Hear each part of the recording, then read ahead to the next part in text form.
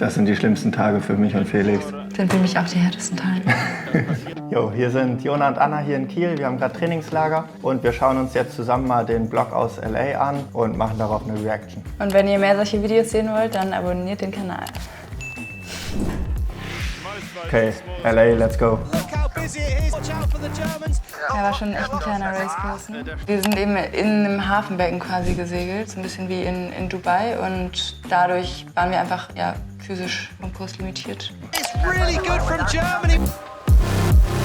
Oh. Ist, glaube ich, die Highlight-Szene für alle, außer für Julian. Sonne ist draußen, Wind 14, 15 14, Knoten. 15 Knoten. Und dann Ich geht die glaube Kiste nicht. ab. So, Ich auch richtig. nicht. Ich poliere hier gerade noch mal ein bisschen meine Brille polieren immer wichtig. Das ist für mich besonders wichtig, würde ich sagen.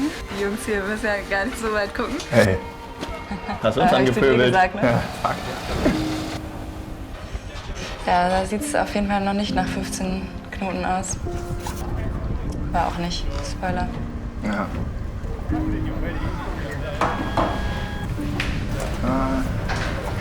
So, Dock off. Aber da war wenigstens dann wieder schönes Wetter. Ich weiß noch, am Freitag hat es ja gestürmt und geregnet. Ich glaube, ich war noch nie so kalt in LA. Man denkt so, LA, Sommer, geil, aber wir kommen dahin, Weil 13 man Grad. man denkt SailGP, wir reisen nur mit dem Sommer, eigentlich dem Sommer hinterher, aber Aber da Winterjacken waren auf alle Fälle dabei. Wind is approximately 25 kilometers per hour.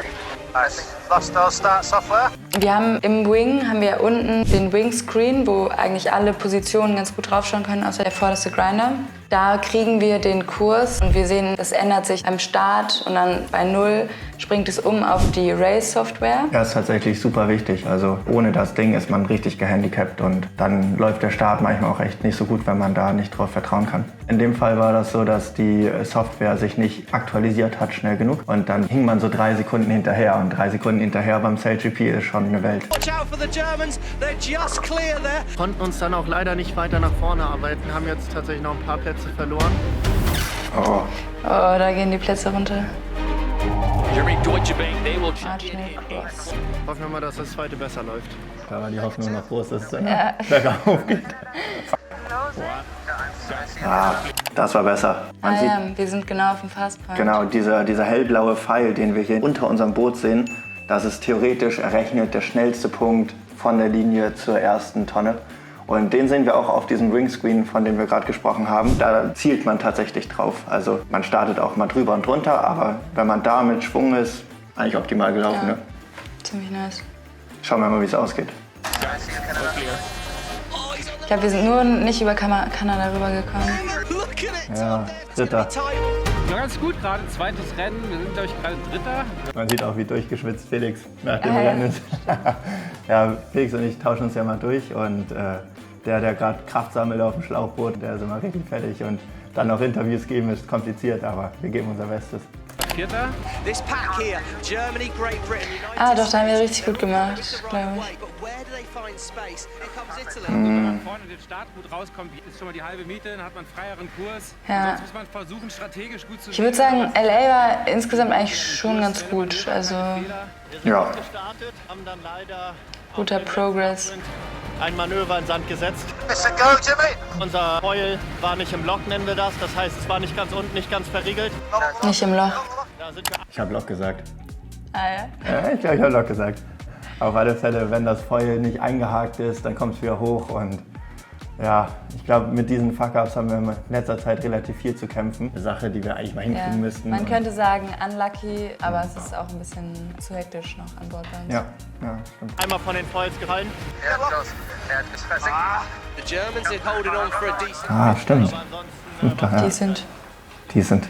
Just an input on the starting. I would say it would be better to enter a little earlier, a little lower, Yeah. and basically ahead of the train to not be dictated to so much and have more options. And Genau, da sagt uns Lennart gerade im Start-Approach, dass wir nicht so hoch in die Startbox reinfahren sollen. Das ist so ein bisschen so eine risky Position. Deswegen hat Lennart uns als Feedback gegeben, dass wir ein bisschen tiefer reinfahren, haben wir aber nicht gemacht.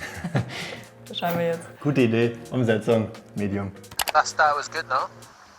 You think there's too much risk, too Too much risk. 21 seconds away, Stevie, from the start of race 3. Dann haben die Kiwis uns defended. Da wäre eine richtig gute Lücke gewesen. Ja, sind nicht reingekommen, ne? Nee. Aber sie haben sich selber total zerstört. Ja, aber waren auch früher, ne? Im Rennen um die erste Tonne, die immer sehr wichtig ist. Super entscheidend ist, wie man bei der ersten Tonne Mark I ankommt. Es ist eben viel leichter, vorne weg zu segeln, weil man hat einerseits nicht so viele Abwinde. Also immer, wenn man direkt in der Linie von einem anderen Boot fährt, dann kriegt man da Verwirbelungen durch deren Segel. Und ja, also man führt das auch richtig an Bord. Ist man eben langsamer und der Wind ist nicht so frisch. Und wenn man halt hinten fährt, dann muss man viel mehr darauf aufpassen, halt nicht im Gas, wir nennen das Gas, von den anderen Booten zu segeln. Sehr painful, muss ich sagen. Immer marginal foiling. Ja, Also immer runter und hoch von den Foils. frag mal, wie painful das für mich ist. Du machst ja gar nichts außer da gucken. Ja, es ist halt super schwierig auch zu sehen, dann, wie wir am besten um den Kurs kommen mit dem Wind. Ja, aber für Will und mich und Felix ist natürlich, wenn wenig Wind ist, versucht man das Boot mit so Pumpbewegungen des Segels auf den Foil zu halten. Das ist für uns der anstrengendste Tag im Jahr. Also es ist fast noch anstrengender als viel Wind. Das ist nicht der einzige. 7. Ja. Quick one, kurz Recharge, paar Gels. Let's get everyone off. We got pressure's on all the crews here, really, Todd, because everyone is still right, potentially in the fight for the sehr spät. places tomorrow. Ah ja, das war aber ein legendärer Start. Ah, das stimmt, der war geil. Oh, it's so tight. It's really good from Jim. Legendär. War nicht so geplant. Richtig gut gefreestylt. Ja, genau. Aber dann hatten wir Help around the rudder. Das ist so eine Unterwasserpflanze, ja, Weed am, ich glaube, Du. am Ruder war das. Ja. Kelp. Ist ja am Hafenbecken in L.A. gibt es das einfach, schwimmt das rum und Ja, wir haben es klar. gefangen. Es war wirklich nur so ein Mini-Stück da hinten am Ruder, aber das zerstört halt die komplette Anströmung irgendwie und ich meine, wenn man sich auch anschaut, was für eine Technologie dahinter steckt, bei den Schwertern und Rudern, das ist wirklich immer aufs Millimeter genau geschliffen und wenn da halt so ein Stück Seegras dran hängt, dann ist halt Erstaunlich, Game dass das over.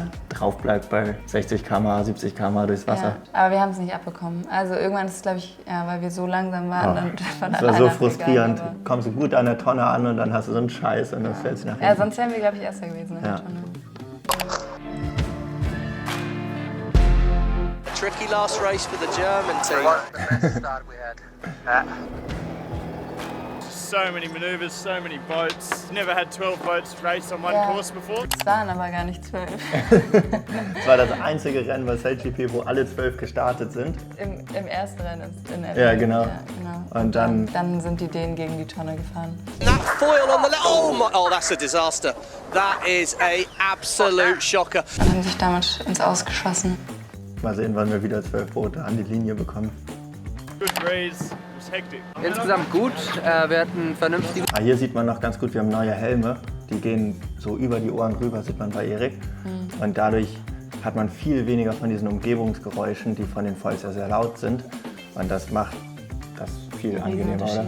Großen Teil, leider am letzten Rennen, sehr viel Seepflanzen an den Foils gehabt, deswegen sind wir Seepflanze. komplett durchgereicht worden. Es wird interessant, wenn wir uns die Analyse mal anschauen. Sehr, sehr viele Sachen, wo wir noch viel rausholen können. Wir gehen jetzt noch ein bisschen trainieren. Ah ja, da hatten wir das noch war eine geil. Stunde Training. Das war das beste Training, was wir, glaube ich, Ja. diese Saison hatten. Ich darf jetzt Ah, jetzt kommt Julians Abflug. beim ersten Event schon einmal die Gelegenheit. Da hatten wir einen Ausfall im Team. Da bin ich eingesprungen. Und Insgesamt war schon richtig nice an dem Tag. Man merkt richtig, ja, ein bisschen Eier flattern, dass er da gleich raufgeht. Und um mich noch ein bisschen mit dem Kopf im Boot zu halten, können wir eine kurze Trainingseinheit. Das Interview macht immer richtig viel Spaß, wenn der Helikopter überall ist. Schön laut reden. Ah, da sieht's noch gut aus. Da auch. Oh, jetzt kommt's. Oh, und jetzt kommen die G-Kräfte. Ich glaube, so einen Abflug hatte ich auch noch nie. aber wie auch einfach hängen bleibt. James, der Ritter. Julian ist gerade massiv über Bord geflogen. Das ist der Moment des Tages auf jeden Fall. Gonna learn it the hard way here. Die G-Kräfte werfen ihn nach draußen. Dann ist er hier von Mitte Trampolin. Und Erik war ja noch auf der gleichen Seite. Er hat's auch hat's gesehen, ne? Er hätte einfach aufhören können zu steuern. Aber du hast hier nichts gebrochen oder so? Also ich vermute, ich habe ordentlich blaue Flecken durch. Ja, hat er auch. Ich hab's nicht gesehen. Er hat mir noch gezeigt. Und gleich in die Kurbeln reingedreht. Er hat das auch noch. Ja, er hatte seine Lautsprecherkabel, hat er in die Gewinnerkurve mit reingedreht und dann aus den Ohren raus und hat halt alles nicht mitbekommen, was gesagt wurde auf dem Boot, und das ist Major Fuck up. Dadurch wusste er halt auch nicht, okay, wohin laufe ich und Genau, was passiert als nächstes. Was heute gut war die Startpositionierung. Wir haben ein bisschen mehr Risiko genommen, wurden aber überwiegend belohnt. Was wir optimieren wollen, die Kommunikation. Wir hatten heute sehr viele Situationen, wo wir wirklich 3, 4 Leute zur gleichen Zeit hatten, die Input gegeben haben. I'm 10 all the way to Barton. Alle labern gleichzeitig. Perfekt. war wirklich total Bedingungen mit Chaos. unter 8 Knoten teilweise. Ach nee, zweiter Tag war kein Wind, ne? Auf die Foils zu kriegen. Dadurch Stimmt, da seid ihr nicht gesegelt, ne? als was wir heute gesehen haben. Das ist scheiße. Da hab ich am Grind. Ging doppelt so gut. Ah, da, ja. Kommt gleich. Der morgendliche Ride. Ja. Jimmy und seine Foils, das ist eine Liebesbeziehung. Important that they're absolutely perfect. If there was the tiniest scratch on the foil, it would be like our sail becoming much smaller. You know, tiniest little imperfection will massively change the way the Tiniest bit of They're not kelp. cleaned yet, Yeah. but once they get cleaned, then like no one's allowed to touch them. Even like the grease off your hands would not be good if that was on the foils. Schöner Morgen, Sonne scheint. Na, guck, da läuft er doch schon wieder. 10 Minuten geht's los. No, we'll go and get the boat in the water. Ja, das ist auch ein großer Gamechanger. Letzte Saison haben wir noch die Boote mit reingekrant und raus. Und jetzt macht das Short-Team von SailGP. Und dadurch haben wir eben noch mehr Zeit für Analyse von den Renntagen und auch ein bisschen Recovery. Und das ist ein großer Game für uns. Das Kran dauert pro Kran, also pro Rein und raus, jeweils eine Stunde oder anderthalb. Es dauert halt einfach echt lange. Und das ist halt so wie jeden Tag sein Boot ins Winterlager und aus dem Winterlager. Also so wie mein Vater, der ein Boot hat, ist das halt ein richtiges Event, Bootkran. So Ja, wie den man ganzen das jeden Tag geplant, ja. ja. Heute ist Sonntag, letzter Race hier in festgestellt. LA. Gestern war ein bisschen durchwachsen, aber wir gehen motiviert in den heutigen Tag. Gerade weil wir wissen, wir können es eigentlich. Heute ein bisschen weniger Wind. Mal schauen, ob wir auf die Foils kommen. Wird wahrscheinlich ein bisschen marginal. Warm-up. Ja. Ah. Dynamisch.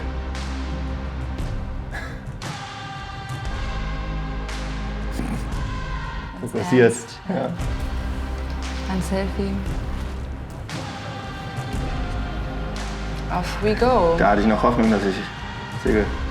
Stimmt. Wurde hier gerade ganz kurz vorm Rennen noch gesagt, dass wir doch mit 4 Personen auf dem Boot segeln. Das sind die schlimmsten Tage für mich und Felix. Wenn wenig Wind ist, werden die schweren Leute runtergeschickt vom Boot. Und dann muss Anna an die Kurbel. Sehen wir gleich. Sind für mich auch die härtesten Tage. Das passiert, wenn wenig Wind ist. Ach ja, da erzählst du ja auch. Gewicht reduzieren, damit die Boote auf alle Fälle foilen. Sorgt aber dafür, dass man dann ziemlich kurzfristig so ein paar Sachen am Boot ändern muss. Ja, dann wurden da schön noch die Gearings gewechselt. War das Event? Ja, Wenn ne? Felix und ich fehlen und Anna dann das Grinden übernimmt, dann kann man bei der Winch die Gänge ändern, dass sie trotzdem noch... Kleiner Spoiler, man kann sie ändern, dass es leichter wird für Anna. Man könnte aber auch sie ändern, dass es schwerer wird. Vielleicht habe ich mich da ein bisschen in der Box vertan und die falschen Gänge reingemacht. Und dann war es zu spät. Jetzt schulde ich Anna mindestens ein Abendessen. Ja, eine Woche. Eis. Hier in Schicksal. Überall. Power auf die Schoß bekommen.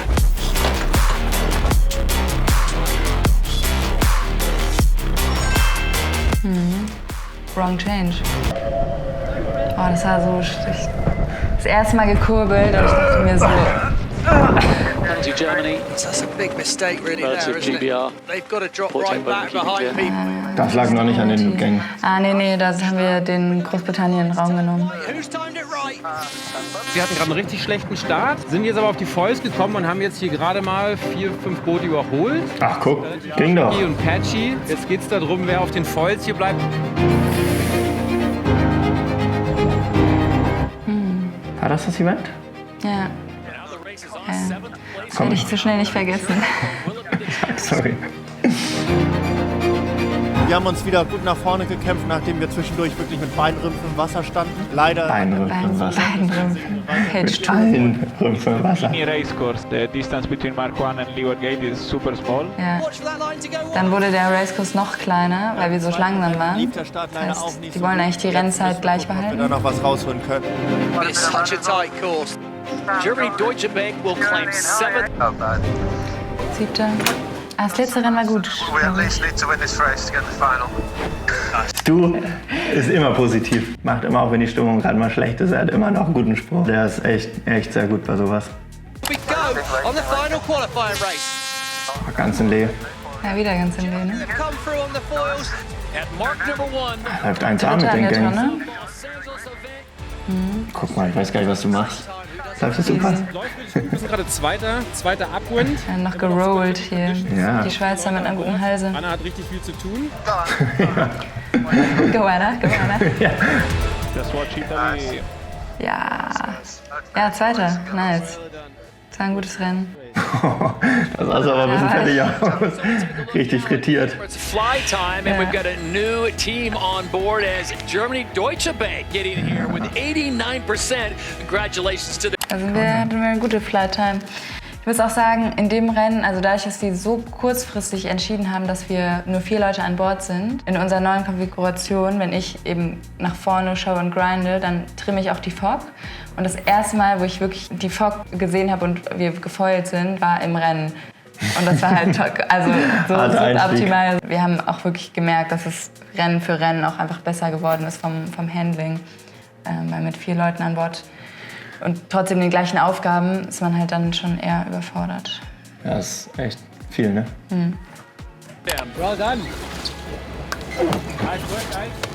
Insgesamt war das Event deutlich besser noch als letztes. Wir hatten gigantische Fortschritte. Ist immer im gut, Start und wir haben keine das Wochenende ich würde sagen 300% einen guten Rennen zu beenden. Stimmt, da hatten wir noch die Nachwirkungen von unserem Sydney-Event. Last race for the second. 4 people trying to do 6 people's jobs. Really tricky and confusing day, but overall really good. I agree.